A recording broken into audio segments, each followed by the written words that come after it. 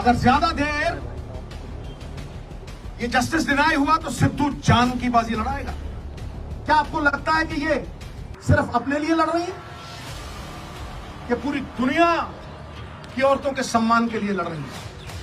कि तुम करो तो न्यारी लीला, कोई और करे तो कैरेक्टर ढीला। देखिए, बड़ा संजीदगी वाला मामला है, इसलिए मैं ताड़ी वाड़ी कोई ना बजाए, कोई नारा वारा ना बजाए। मैं अपने स्पोर्टिंग हीरोज के लिए आया हूं और मैं ये जानता हूं कि स्पोर्ट एक साधना है। 140 करोड़ में जब कोई महिला अकेली मेडल जीतती है तो वो एक तपस्वी है और वो रोल मॉडल है जिसकी प्रेरणा से करोड़ों लोग खेल जगत में वो प्रयास करते हैं जिससे देश गौरवान्वित होता है। ये रियल हीरो नहीं है गुरु, ये रियल हीरोज हैं जो मिट्टी से मिट्टी होते हैं। इसलिए इसको छोटे दायरे में बिल्कुल मत रखना। ये छोटे दायरे की बात नहीं है, ये पार्टियों से उठ के ऊपर ये देश की सभी औरतों के सम्मान की लड़ाई है और ये सीमित नहीं किया जा सकता। इसे उसी नजर से देखना होगा। अब देश के लिए सवाल यह है कि क्योंकि दोषी एक बड़ा आदमी है तो क्या यह सिस्टम उसे सुरक्षा कवच पहना रहा है या मंशा सजा देने की है? किसी भी केस की बुनियाद एफआईआर होती है और एफआईआर एक पब्लिक डॉक्यूमेंट है। अभी तक वो डॉक्यूमेंट पब्लिक नहीं हुए। मेरा सवाल है 10 दिन क्यों लगे एफआईआर दर्ज कराने में? अहम बात यह है कि women of esteem, recognition, champions, अगर उनका यह हाल है, अगर उनको 10-10 दिन सड़कों पे भटकना पड़ रहा है तो एक आम नागरिक का क्या हाल होगा? ये सारा देश सवाल कर रहा है। ये सिस्टम पे सवाल है, ये मेरी निजी लड़ाई नहीं है। और मैं आपको बता दूं, justice delayed is justice denied. अगर ज्यादा देर ये जस्टिस डिनाई हुआ तो सिद्धू जान की बाजी लड़ाएगा, जान की बाजी। और मैं फड़ नहीं मारता हूं। सबसे पहली बात, कार्रवाई दोषी पे नहीं, उस अफसर पे भी कीजिए जिसने 10 दिन एफआईआर दर्ज नहीं की। Lalita Kumari versus the state of UP, it is mandatory to register the FIR once a cognizable offense is deciphered. और वो जो cognizable offense proven हो गया है तो फिर उसकी ऑप्शन नहीं है, उसे FIR दर्ज करनी पड़ेगी। और अगर वो नहीं करता तो 166 के तहत 2 साल कैद भी हो सकती है। नंबर 2, सबसे बड़ा सवाल कि दोषी एक डोमिनेंट पोजीशन पे है,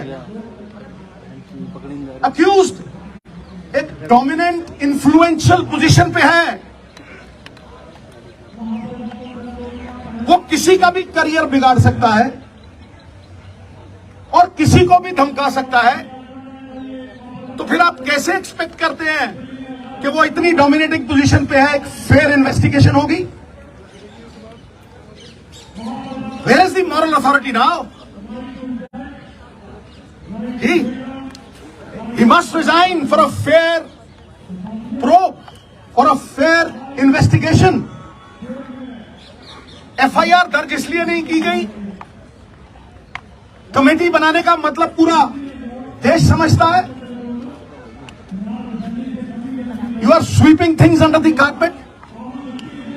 एफआईआर का मतलब, इसका कमेटी का मतलब क्या है कि ठंडे बस्ते में डाल दो, भटकने दो और देरी करो, डिले करो। दिल्ली डैली कितनी कमेटियों ने सजा दी है भाई। फिर अहम सवाल जिसपे मैं आ रहा हूं, सबसे महत्वपूर्ण सवाल, अब जो एफआईआर हुई है और कोर्ट की प्रोसीडिंग से मैं पूरी तरह से कन्विंस्ड हूं, वो पॉस्को एक्ट के तहत हुई है। पॉस्को में, POCSO is not a bailable offence. जब वो बेलेबल ऑफेंस नहीं है, किस धारा के तहत किया है? आप माइल्ड एफआईआर तो नहीं कर रहे, उसे क्लीन चिट देने के लिए, बैकडोर एग्जिट देने के लिए। बताइए किस धारा के तहत आपने वो किया है? और क्योंकि वो माइनर की कंप्लेंट है, उसमें कंसेंट मैटर नहीं करती। मिनिमम सजा 3 से 5 साल है, अरेस्ट क्यों नहीं हुई? I am asking the question, ये अरेस्ट क्यों नहीं हुई? और सबसे बड़ी बात, इस बात को मैं आपको विनती कर रहा हूं, इस बात को मैं चिल्ला चिल्ला के कह रहा हूं कि अगर आप सच तक पहुंचना चाहते हैं, अगर आप तथ्यों तक पहुंचना चाहते हैं, you want to uncover the truth,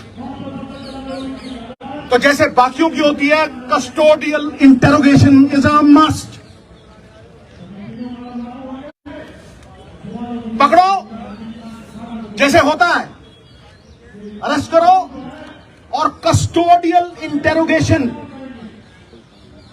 वरना it is a meaningless exercise, फिर उसका कोई फायदा नहीं है। बारंबार 10 दिन भटकाते रहे हो, इतने बड़े बड़े लोग हैं, तालीम का जोर इतना, तहजीब का शोर इतना, अरे बरकत क्यों नहीं होती? तुम्हारी नीयत में खराबी है, तुम्हारी नीयत में खराबी है। और देवताओं की नीयत में भी आ जाए अगर फर्क, नजारा चाहे जन्नत का क्यों ना हो जाएगा गर्क। सो ये सबसे अहम मुद्दा है साहब। क्या कानून ऊंचे लोगों के लिए दोहरे मापदंड रखेगा?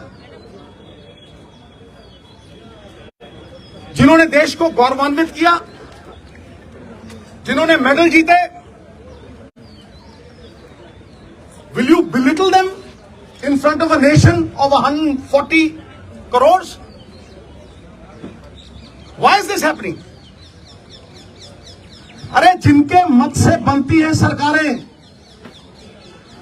खेल जगत के चमकते हुए सितारे, आज सड़कों पे दर बदर भटक रहे बेचारे। क्यों? Is the law different for the high and the mighty? It can not be. Resignation होना चाहिए, इंटेरोगेशन होनी चाहिए, और सबसे बड़ी बात, अरेस्ट करके कस्टोडियल इंटेरोगेशन। मैं इस केंद्र बिंदु पे खड़ा कर रहा हूं। केंद्र बिंदु तो ये लड़कियां हैं। अरे साहब, शेरनियों की दहाड़ है इनकी। नहीं तो जब ऐसे केस होते हैं, धन्य है हमारी संस्कृति। कितने ही बब्बर शेर हो जाए, सवारी तो दुर्गा ही करती है, समझे? धन्य है वो मां बाप जिन्होंने ऐसी बेटियों को जन्म दिया जो जुर्रत रखती हैं, जो सवाल करती हैं। क्या आपको लगता है कि ये सिर्फ अपने लिए लड़ रही हैं? ये पूरी दुनिया की औरतों के सम्मान के लिए लड़ रही हैं। और ये दहाड़ चंद लोगों तक सीमित नहीं है, ये मूवमेंट है, movement. It is a movement. You will see support pouring from all quarters. इसे रोक नहीं सकेगा तूफान, जब झूम के उठेगा तिनकों से न टाला जाए। सो मेरी आपसे रिक्वेस्ट है, मैं बात लंबी नहीं खींचना चाहता, बात टेक्निकल करूंगा, बात लीगल करूंगा और बात वो करूंगा जो देश की आवाज है। ये देश देखना चाहता है कि दोहरे मापदंड क्यों हैं बड़े लोगों के साथ।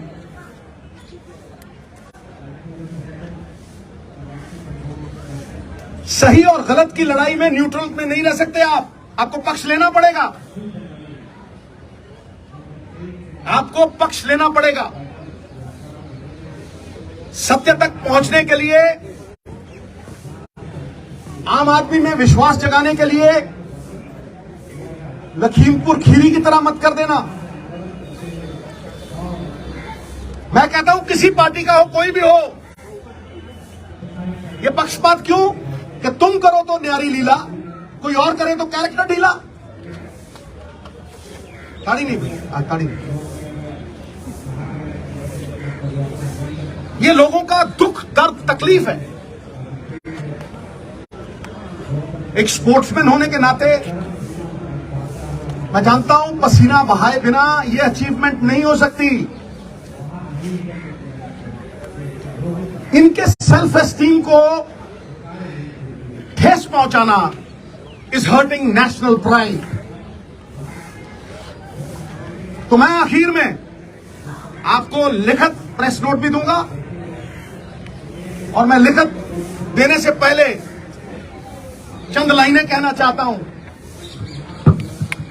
कि हो चुकी है पीर पर्वत सी पिघलनी चाहिए, इस हिमालय से कोई गंगा निकलनी चाहिए।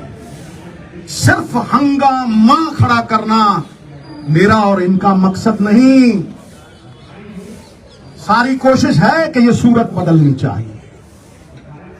फिर मेरे दिल में ना सही तो तेरे दिल में ही सही, हो कहीं भी आग लेकिन आग जलनी चाहिए, सूरत बदलनी चाहिए। बहुत बहुत धन्यवाद, बहुत बहुत शुक्रिया। मुझे इतना ही कहना था और इतना अगर आपके माध्यम से चला गया तो ये मूवमेंट को और बल मिलेगा। और मैं फिर दोहराता हूं, ये लड़ाई इनकी नहीं है, ये घर घर की लड़ाई है। ये किसी के साथ भी हो सकता है, this can happen to anyone. इसलिए सब मिलकर ये लड़ाई लड़ें, पार्टियों से ऊपर उठ के ये लड़ाई लड़ें। ये पांचों उंगलियां कोई टेढ़ी है, कोई लंबी है, कोई छोटी है, लेकिन जब इकट्ठा हो जाती हैं तो अपनी ताकत से 1000 गुना बोझ उठा लेती है। बहुत बहुत धन्यवाद। जय हिंद, जय भारत।